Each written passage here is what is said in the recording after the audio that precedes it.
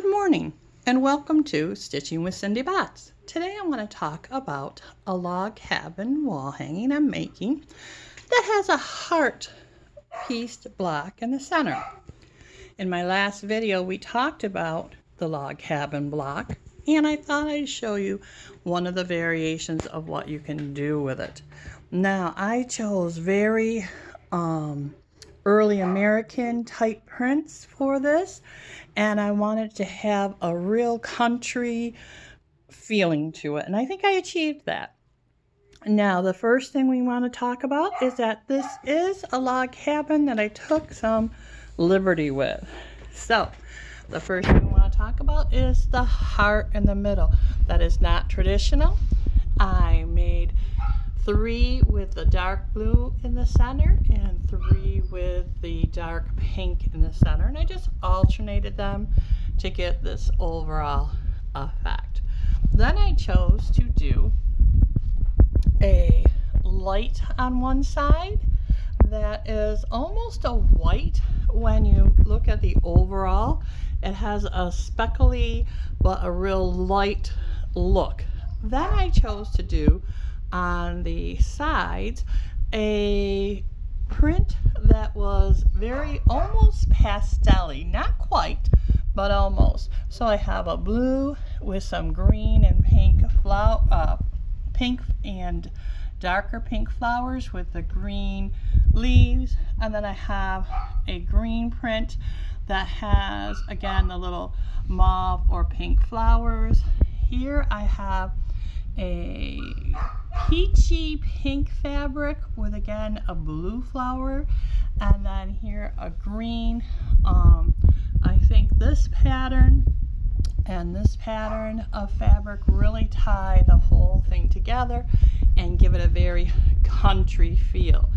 If you want a more modern feel, you choose different fabrics. So this is one of the things I want to kind of have as a going theme throughout all my videos, is that you really have a lot of versatility in your quilts, a lot of creativity. You do not have to do just what the presenter is showing you or what the pattern is showing you. You can make so many choices. Sometimes those choices can be overwhelming, okay? But just you really think about what you prefer. So one of the choices you have is your border. Now, my block actually ends here. This is the border. My block here ends here. Okay, so this is the ending of the block. This is the border. I like a dark border. All right, now if you wanted to extend the border, you could put another strip maybe of this fabric and then another strip of this fabric. For right now, I think I like it just the way it is. And I cut my binding strips. I cut my binding strips at 2.5 inches. I like to cut my binding and put it with the quilt top because unfortunately, I am one of those people who love to piece things. I love the making and the creating it. I'm not always so great on the follow through of getting it quilted. Now, if I were to personally quilt this, I would probably do the stitch in the ditch. That is what I'm most comfortable with. Now, a stitch in the ditch means you run right here in this line here, the stitching line. You can do an echo where you stitch a 1/4 of an inch or so away from it, maybe 1/8 of an inch. And another thing you could do is trace hearts on with your dissolvable pen and then quilt the heart shape. You can take it to a long arm person, a long arm quilter, and they have a lot of different designs, hearts and things that you could have quilted into it. It really, again, is all about your own personal preferences and so many choices. So one of the things we talked about in our last video is that your log cabin can have just a plain square in the center, or it can have a pieced block, or you could cut out with your fancy cutting, put your ruler over maybe a print that has a big bold flower in it and cut the block so that the flower was in the center there. There's so many choices. You could cut, fancy cut a baby print, and maybe have a little teddy bear in the center or a giraffe in your center of your blocks, and do this all in pastels, baby colors. So many choices. So let's talk about this heart block. If you Google a heart block, you will come up with so many different patterns. The way I like to do this for this particular quilt is, this is a square. I cut the this is my main fabric, this blue, and I cut it in half. All right, then let's switch over. I'm sorry, I have the main fabric being the pink in my sample.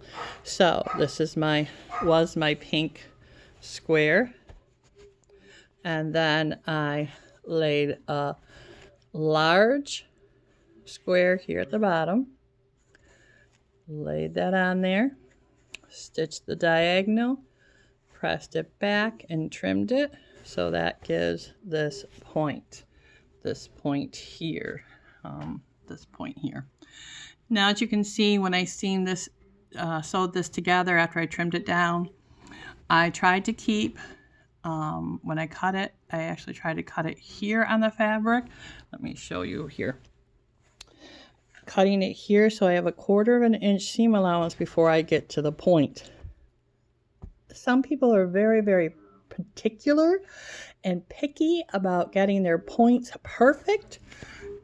Here I got not perfect. Here, beautiful. For me, I want to enjoy quilting. I don't want to spend a lot of time with Jack picking out seams. This is good enough for me. This one, kind of cut off the point. It's good enough for me. It might not be for you. It's all about how you see yourself as a quilter. Here, I did a much better job. Here, I did a much better job. I want to relax. I want to enjoy the process. I don't want to get so caught up in the minute details. Yes, quilting is a very detail-orientated hobby. It sure is. But don't overstress it. All right, so again, here is the bottom point corner with, when I trimmed it, I left that 1/4 inch so that I don't cut off my point way up here. Okay, I did the same with a smaller block in the two corners. You're going to see I started with this one, trimmed it, folded it back, pressed it, and then added the other. And if you hear my puppy in the background, please be forgiving. I love the little guy. He's only 4 months old, and he sometimes thinks he needs to be with his people continuously. And as soon as I'm done recording this, I will take him out and spend some nice time with him.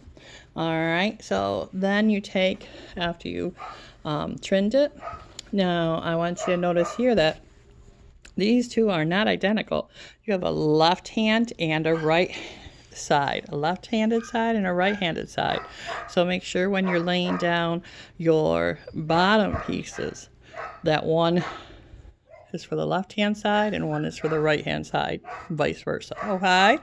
Then you just simply put these together, nest your seams, and sew it, and you have the center of your log cabin block. And here it is. Again, this one, kind of cut off the point. Up here, not so great.